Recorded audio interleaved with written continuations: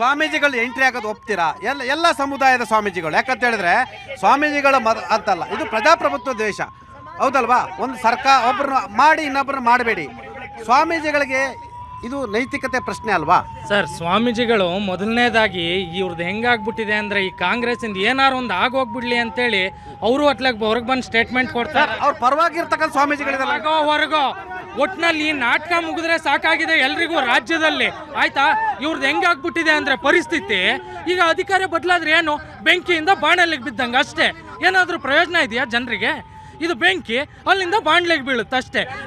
ನಿಮ್ಮ ಕಥೆ ಹೇಳಿದ್ರೆ ಇಲ್ಲ, ಈಗ ಸ್ವಾಮೀಜಿಗಳ ಬಗ್ಗೆ ಅವ್ರು ಹೇಳಿದ್ರು, ಇದು ಸುಳ್ಳುದು. ಏನಕ್ಕೆ ಅಂತ ಹೇಳಿದ್ರೆ, ಅಲ್ಲಿ ಒಂದು ವ್ಯಕ್ತಿಯ ಪರವಾಗಿ ಒಂದು ಸ್ವಾಮೀಜಿ ಮಾತಾಡ್ತಾರೆ, ಅವ್ರು ಜನಾಂಗದ ಪರವಾಗಿ ಮಾತಾಡ್ತಾರೆ, ಇನ್ನೊಂದು ಸ್ವಾಮೀಜಿ ಇನ್ನೊಂದು ಜನಾಂಗದ ಪರವಾಗಿ ಮಾತಾಡ್ತಾರೆ. ನಾರ್ಮಲ್ ಆಗಿ ನಾನು ಹೇಳ್ತೀನಿ ಕೇಳಿ, ಸ್ವಾಮೀಜಿಗಳು ಧರ್ಮದ ಮಾರ್ಗದರ್ಶಕರಾಗಿರ್ಬೇಕಿನ ರಾಜಕೀಯದಲ್ಲಿ ಯಾವುದೋ ಒಂದು ವ್ಯಕ್ತಿ ಪರವಾಗಿ ಮಾತಾಡುವಂಥದ್ದು ಅದು ಸೂಕ್ತ ಅಲ್ಲ. ಅದು ಬಹಳಷ್ಟು ಸ್ವಾಮೀಜಿಗಳು ಅದು ವಿರೋಧ ಮಾಡಿದ್ದಾರೆ. ಏನಕ್ಕಂದ್ರೆ ಅವರು ಧರ್ಮ ರಕ್ಷಕರು, ಧರ್ಮನ ರಕ್ಷಣೆ ಮಾಡಬೇಕಿನ ಈ ರೀತಿಯಾದಂಥ ರಾಜಕೀಯವಾಗಿ ಒಂದು ಸಮುದಾಯ ಪರವಾಗಿ ನಿಂತ್ಕೊಳ್ಳೋದು ನಿಜವಾಗ್ಲೂ ಹೇಳ್ತೀನಿ 100ಕ್ಕೆ 100 ತಪ್ಪದು. ಎಸ್ ಸರ್, ತಾವೇನೋ ಗಂಭೀರವಾಗಿ ನೋಡ್ತಾ ಇದ್ದೀರಾ?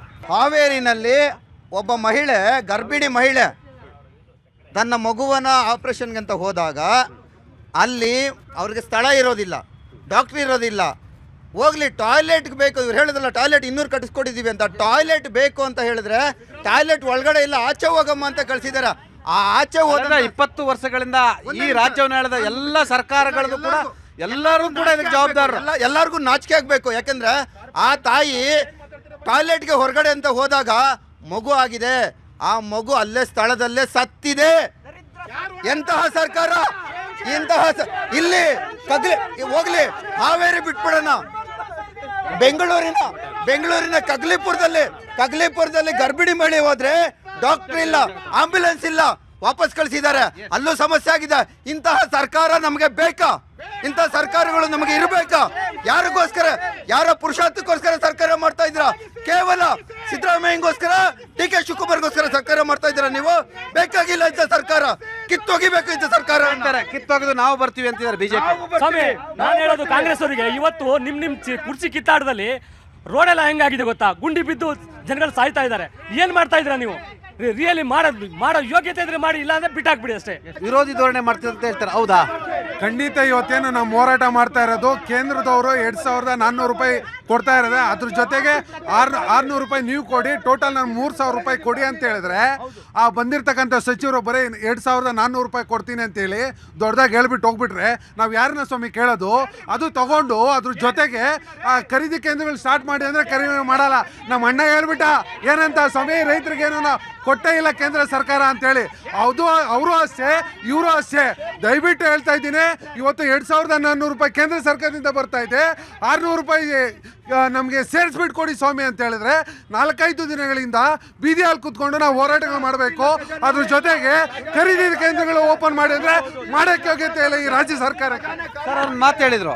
ಯಾರು ನಿಮ್ಮ ಅಧ್ಯಕ್ಷರು ಮತ್ತು ವಿಪಕ್ಷ ನಾಯಕರು ಕಾಂಗ್ರೆಸ್ನ ಕೆಲವು ನಾಯಕರ ಜೊತೆ ಹೊಂದಾಣಿಕೆ ರಾಜಕೀಯನ ಮಾಡ್ತಿದ್ರು ಅವರ ಅನುಕೂಲಕ್ಕಾಗಿ? ಇದು ಒಂದು ಹತಾಶ ಮನೋಭಾವ ಹೇಳೋವಂಥ ಮಾತಿದು. ನಾನೇನು ಹೇಳೋಕ್ಕೆ ಇಚ್ಛೆ ಪಡ್ತೀನಿ ಅಂತಂದರೆ, ಇವಾಗ ನೀವು ಕಾಂಗ್ರೆಸ್ ಪರ ಇದಾಗಿ ನೀವೊಂದು 10 ಪ್ಯಾರಾಮೀಟರ್ ತೊಗೊಳ್ಳಿ. ಈ 10 ಪ್ಯಾರಾಮೀಟರ್ನೂ ಎಲ್ಲದರಲ್ಲೂ ಅವರು ವಿಫಲವಾಗಿದ್ದಾರೆ. ಒಂದು ಎಕ್ಸಾಂಪಲ್ ಕೊಡ್ತೀನಿ. ಕೇಳಿಸ್ಕೊಳ್ರಿ, ಲಾ ಆ್ಯಂಡ್ ಆರ್ಡರ್, ನಿಮಗೆ ಉಗಿತಾವ್ರೆ, ಕೇಳಿಸ್ಕೊಳ್ಳಿ. ಲಾ ಆ್ಯಂಡ್ ಆರ್ಡರ್ ಪ್ಯಾರಾಮೀಟರ್ ಆಯ್ತಾ? ಕಾನೂನು ಸುವ್ಯವಸ್ಥೆ ಎಷ್ಟು ಹದಗೆಟ್ಟಿದೆ ಅಂತಂದ್ರೆ ಇದರಲ್ಲಿ ಸೈಬರ್ ಕ್ರೈಮ್ ಹಾಳಾಗಿದೆ ಆಯ್ತಾ? ಎಷ್ಟು ಲಕ್ಷ ಕೋಟಿ ರೂಪಾಯಿ ಇದನ್ನ ಜನರು ಕಳ್ಕೊಂಡಿದ್ದಾರೆ. ಅದ್ರ ಜೊತೆಗೇನೆ ಪರಪ್ಪನ ಅಗ್ರಹಾರ ಇವಾಗ ಡ್ಯಾನ್ಸ್ ಬಾರ್ ಆಗಿದೆ. ಅದಕ್ಕೆ ಯಾರಿಗೂ ಇದಿಲ್ಲ, ಯಾಕೆಂದ್ರೆ ಅಡ್ಮಿನಿಸ್ಟ್ರೇಷನ್ ಇಲ್ಲ. ಅದ್ರ ಜೊತೆಗೇನೆ ಇವರು deputy chief minister DK. Shivakumar ಅವರು ಏನ್ ಮಾಡ್ತಾರೆ, ಒಂದ್ ನಿಮಿಷ, ಡಿ.ಕೆ. ಶಿವಕುಮಾರ್ ಅವ್ರು ಏನ್ ಮಾಡ್ತಾರೆ, 2 ಅಂಡರ್ ಟ್ರಯಲ್ಸ್ ಅನ್ನ ಪರಪ್ಪನಗರದಲ್ಲಿ ಹೋಗಿ 2.5 ಗಂಟೆ ಕಾಲ ಮೀಟ್ ಮಾಡಿ ಬರ್ತಾರೆ.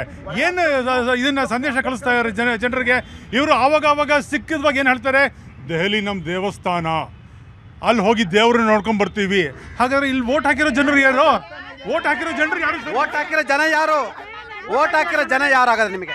ಸರ್ ಓಟ್ ಹಾಕಿರೋ ದೇವ್ರೆ ನಮ್ಗೆ ಇವ್ರು ಹೇಳೋ ತರ ಎಲ್ಲ ಈ ಬಿಜೆಪಿ ಅವರು ದಾರಿ ತಪ್ಪಿಸ್ತಾ ಇದ್ದಾರೆ. ಇವ್ರು ಹೇಳೋ ತರ ನಮ್ಮ ಪಕ್ಷದಲ್ಲಾಗ್ರಿ ನಮ್ಮ ನಾಯಕರಲ್ಲಾದ್ರಿ ಯಾವುದೇ ಒಂದು ಭಿನ್ನಮತ ಇಲ್ಲ.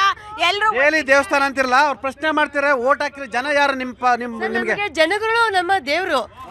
ಅದನ್ನ ಅದು ಒಂದ್ ನಿಮಿಷ ಅದನ್ನ ಯಾರು ಮತದಾರ ಕೊಟ್ಟಿದಾರೋ ಅವರೇ ನಮ್ಗೆ. ಅದನ್ನ 7 ಎಂಪಿಗಳು ಕೊಟ್ಟಿದಾರಲ್ವಾ, ಏನ್ ಮಾಡ್ತಾ ಇದಾರೆ 17 ಎಂಪಿಗಳು? ಯಾರು ಸರ್ ಜನ ಆಗೋದು? ಅಲ್ಲಿರೋರು ಎಲ್ಲರನ್ನೂ ಕೇಳಿ ಅವರಿಗೆ ಯಾವ ದೇವರು ಅಂತ. ಅವ್ರು ಮೋದಿ ನಮ್ ದೇವರು ಅಂತಾರೆ. ಅವ್ರು ಹೇಳ್ತಾರೆ ನೀವು ಮೋದಿ ನಮಗೆ ದೇವರು ಅಂತಾರೆ, ಅವ್ರು ಹೇಳ್ತಾರೆ ನಮ್ಮ ಹೈಕಮಾಂಡ್ ನಮಗೆ ದೇವರು ಅಂತ. ನಮಗ್ ದೇವರು, ಜನರೇ ನಮಗ್ ದೇವರು. ಲಾಸ್ಟ್ 15 ವರ್ಷದಿಂದ 2014ರಿಂದ ಬಿಜೆಪಿನೇ ನಮಗೆ ಇದು ಬಿಜೆಪಿ ಪಕ್ಷಕ್ಕೆ ಜನರು ವೋಟ್ ಹಾಕಿ ಗೆಲ್ಲಿಸೋದ್ರಿಂದ ಜನರೇ ನಮಗೆ ದೇವರು. ಅವ್ರು ಹೇಳ್ತಾರೆ ನಾವು ನಮಗೆ ಹೈಕಮಾಂಡ್ ದೇವಸ್ಥಾನ, ನಿಮಗೆ ನೀವು ಕೂಡ ಮೋದಿನೇ ದೇವರು ಅಂತಿದ್ದೀರ. ಸರ್ ನಮಗೆ ಮೋದಿಜಿ ಅವರು ಪೂಜನೀಯ ಭಾವದಿಂದ ನೋಡ್ತೀವಿ. ನಮಗೆ ಪಕ್ಷ ದೇವ್ರ ಸಮಾನ ನಮಗೆ. ಆಮೇಲೆ ನಮ್ಮ ಬಿಜೆಪಿಲಿ ಏನು ಗೊತ್ತಾ ಸರ್, ಜನನು ದೇವ್ರ ಸಮಾನ. ಅಂದ್ರೆ ನಮ್ಗೆ ಎಷ್ಟು ದೇವ್ರು ಇದಾವ್ರಿ ನಿಮಗೆ? ಹಂಗಾರೆ ದೇವ್ರ ಸಮಾನ ಎಲ್ಲರಲ್ಲೂ ದೇವ್ರನ್ನ ನೋಡ್ತೀವಿ. ನಿಮ್ಮಲ್ಲೂ ದೇವ್ರನ್ನ ನೋಡ್ತೀವಿ, ನಮ್ಮಲ್ಲೂ ದೇವ್ರ ನೋಡ್ತೀವಿ ನಾವು. ಆ ಥರ ಸಂಸ್ಕೃತಿ ಅವರು. ಸರ್ ಈಗ ರಾಜ್ಯದಲ್ಲಿ ನೋಡಿ, ರಾಜ್ಯದಲ್ಲಿ ಈಗ ಒಂದು 7-8 ಬಣಗಳು ಮಾಡ್ಕೊಂಡವ್ರೆ. ಏನ್ ಮಾಡ್ಕೊಂಡವ್ರೆ ಅಂದ್ರೆ ಪ್ರೈವೇಟ್ ಫ್ಲೈಟ್ಗಳು ತಗೊಂಡ್ಬಿಟ್ಟವ್ರು ಸರ್, ಬಂಡವಾಳ ಹಾಕ್ಬಿಟ್ಟು ತಗೊಂಡ್ಬಿಡ್ತಾರೆ. 10 ಜನ ಟೂರ್ಗೆ ಹೋಗ್ಬಿಟ್ಟು ಬಂದಂಗೆ ಹೋಗ್ಬಿಟ್ಟು ಬರ್ತವ್ರೆ. ಇವ್ರಿಗೆ ಈಗ ಮಜಾ ಮಾಡ್ತಿದಾರ? ಅಲ್ಲಲ್ಲ 100% ಮಜಾ ಮಾಡ್ತವ್ರೆ ರಾಜ್ಯದಲ್ಲಿ ಕಾಂಗ್ರೆಸ್ ಅವರು. ಕಾಂಗ್ರೆಸ್ ಅವ್ರು ಮಜಾ ಮಾಡ್ತಿದ್ದೀರಾ? ಅವ್ರು ಹೇಳ್ತಾರೆ ಜನರ ಕೆಲಸವನ್ನ ಮಾಡ್ಬೇಕು, ನೀವು ಮಜಾ ಮಾಡ್ತೀರಾ ಅಂತ ಹೇಳ್ತಾರೆ. ಮಜಾ ಮಾಡ್ತಾ ಇರೋದು ಏನಿಲ್ಲ. ನಮ್ಮ ಒತ್ತಾಯ ನನಗೆ ಮಿನಿಸ್ಟರ್ಶಿಪ್ ಬೇಕು ಅಂತ MLA ಅವ್ರು ಒತ್ತಾಯ ಮಾಡಕ್ ಹೋಗಿದ್ದಾರೆ. ಇವ್ರ ತರ ರೆಸಾರ್ಟ್ ರಾಜಕೀಯ ಮಾಡಿಲ್ಲ. ರೆಸಾರ್ಟ್ ರಾಜಕೀಯ ಪಿತಾಮಹ ಅವರು ಬಿಜೆಪಿ. ಅಲ್ಲಿ ಹೋಗಿರ್ತಕ್ಕಂಥ MLAಗಳು ಅವ್ರ ಸ್ವಂತ ದುಡ್ಡಲ್ಲಿ ಹೋಗಿದ್ದಾರೆ. ಇಲ್ಲಿ ಜನ ಆಯ್ಕೆ ಮಾಡಿ ಕಳ್ಸಿದ್ದಾರೆ. ನಿಮ್ಮ ಎಂಪಿಗಳು ಅವ್ರೇನ್ ಮಜಾ ಮಾಡ್ತಾ ಇದ್ದಾರೆ ಸ್ವಾಮಿ? ಒಂದೇ ಒಂದು ನಯಾ ಪೈಸಾ ದುಡ್ಡು ತಗೊಂಡ್ಬರ. ರಾಜ್ಯದಲ್ಲಿರ್ತಕ್ಕಂಥ 224 ಕ್ಷೇತ್ರಗಳ ಮತದಾರರೇ ನಿಮ್ಮ ಶಾಸಕರು ಕೆಲಸ ಮಾಡ್ತಿದಾರ ಅಂತ ನೋಡಿ. ಯಾಕಂದ್ರೆ ನೀವು ಓಟ್ ಹಾಕಿದ್ದೀರಾ, ನೀವು ಕೂಡ ಪ್ರಶ್ನೆ ಮಾಡ್ತಕ್ಕಂಥ ಹಕ್ಕು ನಿಮಗಿರ್ತಕ್ಕಂಥ. ಅದು BJP ಇರ್ಬೋದು, JDS ಇರ್ಬೋದು, ಕಾಂಗ್ರೆಸ್ ಶಾಸಕರುಗಳು ಇರ್ತಕ್ಕಂಥದ್ದು. ಅನೇಕ ಕಡೆ ಉಸ್ತುವಾರಿ ಸಚಿವರುಗಳಿದ್ದಾರೆ. ಬಹಳಷ್ಟು ಸಚಿವರುಗಳು ವಸೂಲಿಗಿಳ್ತಾರೆ. ಬಹಳಷ್ಟು ಸಚಿವರು ಒಂದು ಕಡೆ ಭ್ರಷ್ಟಾಚಾರದ ಬಗ್ಗೆ, ಮೋದಿಯ ಬಗ್ಗೆ ಮಾತನಾಡ್ತಾರೆ. ಅವರೇ ಸ್ವತಃ ಭ್ರಷ್ಟರಾಗಿರ್ತಕ್ಕಂಥದ್ದು. ಹಾಗಾಗಿ ಮತದಾರರೇ ಮತ ಹಾಕಿರ್ತಕ್ಕಂಥ ಮತದಾರರೇ ಪ್ರಶ್ನೆಯನ್ನು ಮಾಡಿ, ನಿಮ್ಮ ಪ್ರತಿ MLAಗಳನ್ನು ಕೂಡ ಪ್ರಶ್ನೆಯನ್ನು ಮಾಡಿ, ಇವ್ರಿಗೆ ಮಜಾ ಮಾಡಲಿಕ್ಕೆ, ದೆಹಲಿಗೆ ಹೋಗೋಕ್ಕೆ, ಇವ್ರು ಪರೇಡ್ ಮಾಡಲಿಕ್ಕೆ, ಕುರ್ಚಿ ಚೇಂಜ್ ಮಾಡಿಸ್ಲಿಕ್ಕೆ ಹೋಗ್ತಾರಲ್ಲ, ಅವ್ರು ಯಾರನ್ನೂ ಬಿಡಬೇಡಿ. ನಮ್ಮ ತೆರಿಗೆ ದುಡ್ಡು, ನಮ್ಮೆಲ್ಲರ ತೆರಿಗೆ ದುಡ್ಡನ್ನು ಮಿಸ್ಯೂಸ್ ಮಾಡ್ತಾರೆ. ಕೆಲಸ ಮಾಡ್ದಿದ್ರೆ ಅವ್ರನ್ನ ಪ್ರಶ್ನೆಯನ್ನ ಮಾಡಿ. Yes madam. ನೋಡಿ, ನೀವೀಗ ಕುರ್ಚಿ ಕಾದಾಟ ಅಂತೀರಲ್ಲ, ಒಂದು ವೇಳೆ DCM DK ಶಿವಕುಮಾರ್ CM ಆದ್ರೂ ಕೂಡ ಏನಾದ್ರು ಚೇಂಜ್ ಆಗುತ್ತಾ? ಅಥವಾ CM ಈಗ 2.5 ವರ್ಷದಿಂದ ಇದ್ದಾರೆ ಸಿದ್ದರಾಮಯ್ಯ, ಏನಾದ್ರು ಚೇಂಜ್ ಆಗಿದೆಯಾ? ಜನರ ರಾಜ್ಯದ ಏನಾದ್ರೂ ಸಮಸ್ಯೆಗಳು ಪರಿಹಾರ ಆಗುತ್ತಾ? ನೋಡಿ, ಕಾಲು ತುಳಿತಾಯ್ತು, ರೈತರ ಸಾವಾಯ್ತು, ಅಧಿಕಾರಿಗಳ ಸಾವಾಯ್ತು, ಏನು ಮಹಿಳೆಯರ ಅತ್ಯಾಚಾರ ಆಯ್ತು. ಈಗ ಮೊನ್ನೆ ಒಂದು ನಾನು ಇದರಲ್ಲಿ ಓದ್ತಾ ಇದ್ದೆ ಚಿದಾನಂದ್, ತುಂಬಾ ಗಂಭೀರ ಆದ ವಿಷಯ, ಪ್ರಾಣಿ ಸಂಘರ್ಷ ವಿಷಯ 84,000 ರಿಜಿಸ್ಟ್ರೇಷನ್ ಆಗಿದೆ. ಅದರಲ್ಲಿ 37,000ಕ್ಕೆ ಕಾಂಪನ್ಸೇಷನ್ ಬಂದಿಲ್ಲ. ಟೆಕ್ನಿಕಲ್ ಹೇಳ್ತಾರಂತ ಹೇಳಿ ಸರ್. ನೋಡಿ ಸರ್, ಕಾಂಗ್ರೆಸ್ ಸರ್ಕಾರ ಬಂದಾದ ಮೇಲೆ ಈ ರಾಜ್ಯದ ಸಾಲ ಎಷ್ಟು ತಗೊಂಡೋಗಿದ್ದಾರೆ ಗೊತ್ತಾ? 6,61,000 ಕೋಟಿ ತಗೊಂಡೋಗಿದ್ದಾರೆ. ಅದ್ರ ಜೊತೆಗೆ ಸಿದ್ದರಾಮಯ್ಯ ಮಾಡಿರೋ ಸಾಲ ಒಬ್ಬರನ್ನೇ 2,16,000 ಕೋಟಿ ಇದೆ. ಅದ್ರ ಜೊತೆಗೇನೆ ಇವತ್ತಿನ ದಿವಸ ಇವ್ರು ಯಾವ ತರ ಅಡ್ಮಿನಿಸ್ಟ್ರೇಷನ್ ಮಾಡಿದ್ದಾರೆ ಅಂತಂದ್ರೆ 22,000 ಕೋಟಿ ಆದಾಯ ಕೊರತೆ ಇದೆ. 22,000 ಕೋಟಿ ಆದಾಯ ತೆರಿಗೆ ಇಟ್ಟಿದ್ದಾರೆ. ಆದಾಯ ಇದರದ್ದು ಕೊರತೆ ಇಟ್ಟಿದ್ದಾರೆ. ಎಲ್ಲ ಹೋಯ್ತು ಸ್ವಾಮಿ ದುಡ್ಡೆಲ್ಲ? ಕೇಳ್ತಿದ್ದಾರೆ, ಆದಾಯ ಕೊರತೆ ಇಟ್ಟಿದ್ದಾರೆ ಹೇಳ್ತಿದ್ದಾರೆ. ಸಾಲ ಮಾಡಿ ಈ ರಾಜ್ಯ ಸರ್ಕಾರ ತುಪ್ಪ ತಿಂತಿದೆ ಅಂತ ಹೇಳ್ತಿದ್ದಾರೆ. ಹೌದು, ತುಪ್ಪ ತಿಂತವ್ರೆ, ಕರೆಕ್ಟ್. ಆದ್ರೆ 70 ವರ್ಷಗಳಲ್ಲಿ ಕಾಂಗ್ರೆಸ್ 57 ಲಕ್ಷ ಕೋಟಿ ಸಾಲ ಮಾಡಿತ್ತು ಸರ್ಕಾರ. ಎಲ್ಲಾ ಪ್ರಧಾನಮಂತ್ರಿಗಳು ಕೇವಲ 57 ಲಕ್ಷ ಕೋಟಿ ಮಾತ್ರ ಸಾಲ ಮಾಡಿದ್ರು. ಈ ದರಿದ್ರ ಸರ್ಕಾರ ಬಂದ್ರು, ಈ ದರಿದ್ರ ಮೋದಿ ಸರ್ಕಾರ ಬಂದು 200 ಲಕ್ಷ ಕೋಟಿ ಸಾಲ ಮಾಡಿದ. ಇನ್ನು 157 ಕೋಟಿ ಸಾಲ ಎಕ್ಸ್ಟ್ರಾ ಮಾಡಿದೆ ಈ ದರಿದ್ರ ಸರ್ಕಾರ, ಬಿಜೆಪಿ ಸರ್ಕಾರ. ಮೋದಿ ಅವ್ರು ಸಾಲ ಮಾಡಿ ರಸ್ತೆ ಕಟ್ಟಿದ್ರು, ನದಿಗಳನ್ನ ಇದ್ ಮಾಡಿದ್ರು. ಆದ್ರೆ ಕಾಂಗ್ರೆಸ್ ಅವ್ರು ಸಾಲ ಮಾಡಿ ಆಂಧ್ರಕ್ಕೆ ಎಲೆಕ್ಷನ್ ದುಡ್ಡು ಕಳಿಸಿದ್ರು. ಅರ್ಥ ಮಾಡ್ಕೊಳ್ಳಿ. ಇವತ್ತು ಕರ್ನಾಟಕ ಸಾಲ ಮಾಡಿ ಯಾವುದೇ ಅಭಿವೃದ್ಧಿ ಕೆಲಸ ಮಾಡಲಿಲ್ಲ, 100 ಕಿಲೋಮೀಟರ್ ರಸ್ತೆ ಹಾಕಲಿಲ್ಲ. ಇಂಥ ದರಿದ್ರ ಸರ್ಕಾರ ಇವತ್ತು ರಾಜ್ಯದಲ್ಲಿ ಟೋಪಿ ಹಾಕೋ ಸರ್ಕಾರ ಇವತ್ತು ಆಗ್ತಾ ಇದ್ದಾರೆ. ಟೋಪಿ ಸರ್ಕಾರ ಇದು. ನೋಡಿ, ಇವರು ಆಪ್ನವ್ರು ಹೇಳ್ತಾ ಇದ್ದಾರೆ ಮೋದಿಯವರು ಅಷ್ಟು ಸಾಲ ಮಾಡಿದ್ದಾರೆ. ಮೋದಿಯವ್ರ ಸಾಲ ಈಸಿಯಾಗಿ ತೀರಿಸ್ಬೋದು. ನಮ್ದು ಅಷ್ಟು ವಿದೇಶಿ ವಿನಿಮಯ ಮಾಡಿದ್ದಾರೆ. ಮೋದಿ ಅಧಿಕಾರದಲ್ಲಿ ಬಂದ ಮೇಲೆ ಹೈಯೆಸ್ಟ್ ಅವ್ರು ಮಾಡಿರೋ ಸಾಲ ತೀರಿಸ್ತಾರಂತೆ. ಓಕೆನಾ? 5 ಲಕ್ಷ ಕೋಟಿ. ಯಾರಾದ್ರೂ ಕರ್ನಾಟಕದಲ್ಲಿ ಇದುವರೆಗೆ ಯಾವ ಸಿಎಂ ಆದ್ರೂ ಸಾಲ ಮಾಡಿದಾರ? ಸಾಲ ಮಾಡಿದಾರು ಒಂದಾದ್ರೂ ಒಂದು ಕ್ಯಾಪಿಟಲ್ ಇನ್ವೆಸ್ಟ್ಮೆಂಟ್ ಇದೆಯಾ? ಬಿಜೆಪಿ ಸಾಲ ಮಾಡಿರ್ಲಿಲ್ವಾ? BBMP ಇದ್ದಾಗ ಬೆಂಗಳೂರು ಬಿಲ್ಡಿಂಗ್ ಒಳ್ಳೆ ಹಣ ಇಟ್ಬಿಟ್ಟಿದ್ರು ಅಂತ ನಾಚಿಕೆಟ್ಟ ಪಕ್ಷ ಅದು, ನಾಚಿಕೆಟ್ಟ ಸರ್ಕಾರ ಅದು. ಅವರು ಪುಟ್ಟಣ ಚೆಟ್ಟಿ ಪುರಭವನ ಜಯನಗರ ಕಾಂಪ್ಲೆಕ್ಸ್ ನ ಬಿಜೆಪಿ ಕಾಲದಲ್ಲಿ ಹಣ ಮಡಗಿದ್ರು. ಸುಳ್ಳು ಭರವಸೆಗಳನ್ನು ಕೊಟ್ಟಿದ್ದೀರಾ? ಮೊದಲದಾಗ ಸರ್, ರೈತರ ಬಗ್ಗೆ ಎರಡೆರಡು ಪಾಯಿಂಟ್ ಹೇಳ್ಬೇಕಾಗುತ್ತೆ ಸರ್.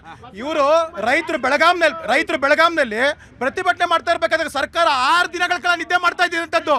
ರಾಜ್ಯದ ಅಧ್ಯಕ್ಷರಾದಂತ ವಿಜೇಂದ್ರ ಅವರು ಯಾವಾಗ ಬೆಳಗಾವಿ ಕಾಲಿಟ್ರು ಸರ್ಕಾರ ಮಂಡಿ ಊರಿ ರೈತರನ್ನ ಮಾತುಕತೆ. ಇದು ರಾಜ್ಯಾಧ್ಯಕ್ಷರ ತಾಕತ್ತು.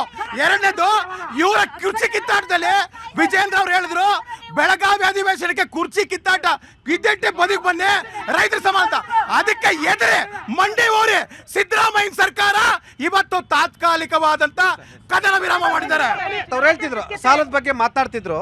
ನೀವು BBMP ಅಧಿಕಾರದಲ್ಲಿದ್ದಾಗ ಎಲ್ಲ ಜಯನಗರ ಕಾಂಪ್ಲೆಕ್ಸ್ ಪುರಭವನ ಎಲ್ಲ ಅಡ ಇಟ್ಬಿಟ್ರಿ. ಕರ್ನಾಟಕನೇ ಸಾಲದಲ್ಲಿ ಮುಳುಗಿಸಿದ್ದಾರೆ. ಅಲ್ಲ, ಇಡೀ ರಾಜ್ಯನೇ ಒತ್ತ ಇಟ್ಬಿಟ್ಟಿದ್ದಾರೆ. ಆಯ್ತಾ? ಇದು ಯಾವ್ದೂ ಅವ್ರಿಗೆ ಇದಲ್ಲ, ಇಡೀ ರಾಜ್ಯನೇ ಒತ್ತ ಇಟ್ಟಿದ್ದಾರೆ. ಆ ಕಡೆ ಜನರಿಗೆ ಗ್ಯಾರಂಟಿನೂ ಬರ್ತಿಲ್ಲ, ಹಣ